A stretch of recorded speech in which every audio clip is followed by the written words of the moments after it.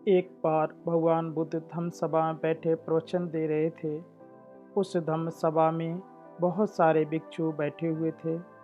उसमें से कुछ भिक्षु ऐसे भी थे जो कुछ समय पहले ही प्रवचित हुए थे, जिसके कारण उनका मन ज्यादा चंचल और कठोर था। वे किसी कारणवश भिक्षु तो बन गए थे, किंतु उनका मन अभी भी किसी और चीज में रस ले रहा था। मनुष्य के मन का सामान्य स्वभाव ऐसा ही होता है।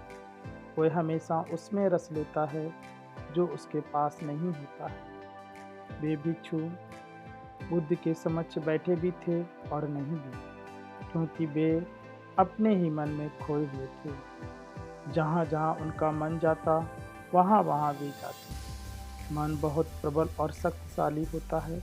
बुद्ध जैसे महापुरुष को भी अनदेखा कर सकता है, किंतु सम्यक संबुद्धि की उपस्थिति इतनी भी कमजोर नहीं होती कि वह उन भिक्षुओं के मन पर चोट न कर सके, उन्हें जागृत न कर सके।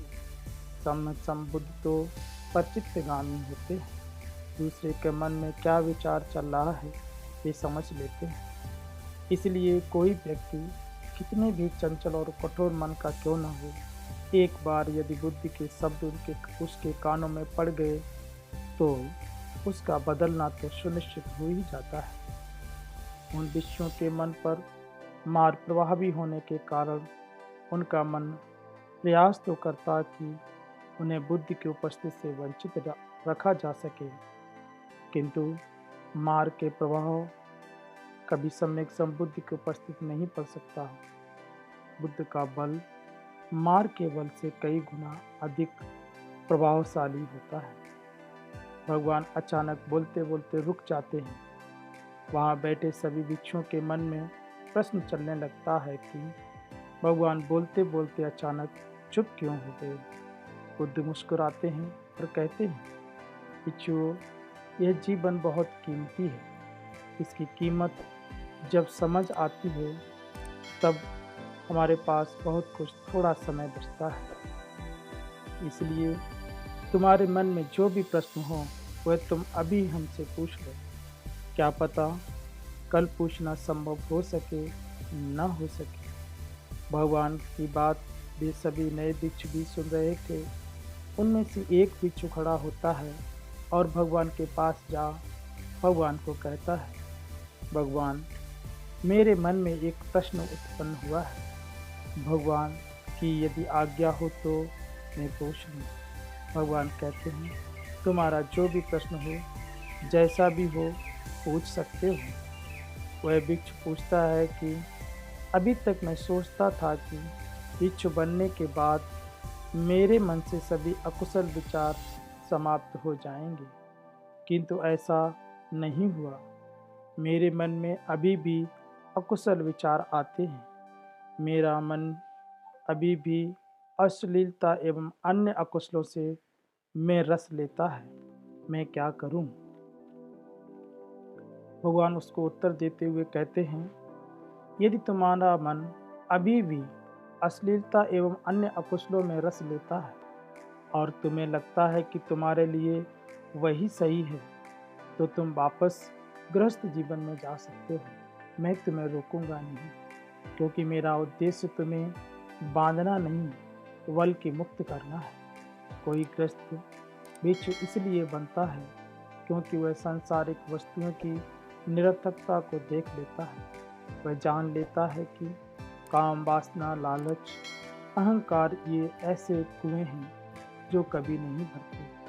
चाहे कितने भी भरने का प्रयास किया जाए, किंतु फिर भी वह भरते नहीं। यह जानने के बाद ही कोई सन्यासी बनता है। वह भिक्षु भगवान से पूछता है, ये अश्लील और अकुशल विचार आते क्यों? भगवान उत्तर देते हुए कहते हैं, बुरे विचार उन बीजों का फल है जिन्हें हम जाने अनजाने में बोते रहते हैं। वह पूछता है, अब हमें क्या करना चाहिए? अब हमें क्या करना चाहिए? भगवान कहते हैं, सबसे पहले तो उन बीजों को बोना बंद कर दो जो कड़वा फल देते हैं। वह भिक्षु पुनः पूछता है भगवान, वो कैसे?